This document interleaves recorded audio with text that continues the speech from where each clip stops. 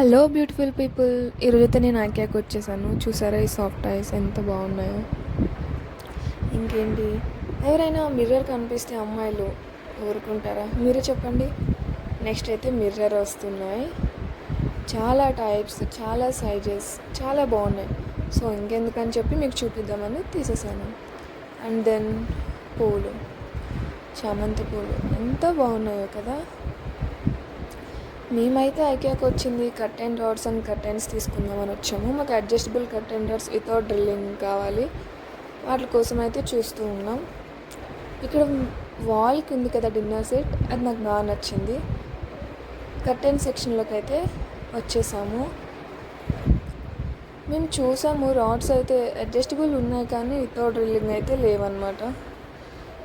So rods తీసుకోలేదు కదా అని కర్టెన్స్ కూడా తీసుకోలేదు.